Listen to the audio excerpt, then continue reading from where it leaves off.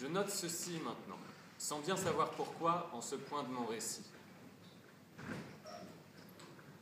Les Français ont l'habitude d'employer cette expression fade, le sale boulot. Eh bien, comme l'armée israélienne a commandé le sale boulot aux Kateb ou aux Haddadistes, les travaillistes ont fait accomplir le sale boulot par le Likoud, Begin, Sharon, Shamir. Je viens de citer R, journaliste palestinien, encore à Beyrouth, le dimanche 19 septembre.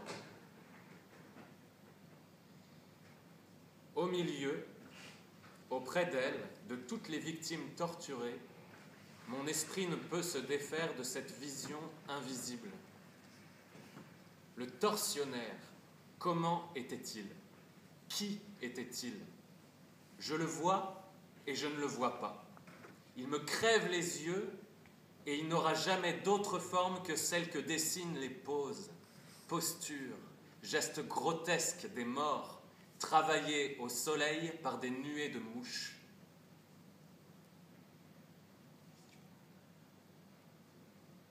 S'ils sont partis si vite, les Italiens, arrivés en bateau avec 2 jours de retard, s'enfuir avec des avions Hercules, les Marines américains, les paras français, les Bersaglieri italiens qui formaient une force de séparation au Liban, un jour ou 36 heures avant leur départ officiel, comme s'ils se sauvaient, et la veille de l'assassinat de Béchir Gemayel, les Palestiniens ont-ils vraiment tort de se demander si Américains, Français, Italiens n'avaient pas été prévenus qu'il faille déguerpir à toute pompe pour ne pas paraître mêlés à l'explosion de la maison des Kateb?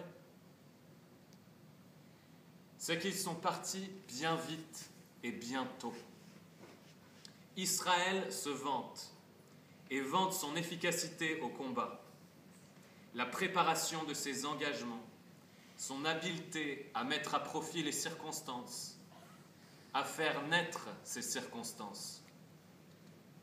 Voyons, l'OLP quitte Beyrouth en gloire sur un navire grec avec une escorte navale. Béchir, en se cachant comme il peut, rend visite à Begin en Israël. L'intervention des 3 armes, américaine, française, italienne, cesse le lundi.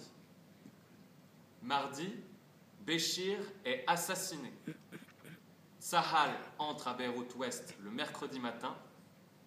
Comme s'il venait du port, les soldats israéliens montaient vers Beyrouth le matin de l'enterrement de Béchir.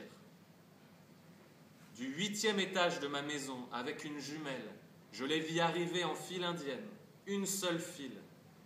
Je m'étonnais que rien d'autre ne se passe, car un bon fusil à lunettes aurait dû les descendre tous. Leur férocité les précédait. Et les chars derrière eux, puis les jeeps. Fatigués par une si longue et matinale marche, ils s'arrêtèrent près de l'ambassade de France, laissant les tanks avancer devant eux, entrant carrément dans Hamra. Les soldats, de 10 mètres en 10 mètres, s'assirent sur le trottoir, le fusil pointé devant eux, le dos appuyé au mur de l'ambassade, le torse assez grand. Il me semblait des boas qui auraient eu 2 jambes allongées devant eux.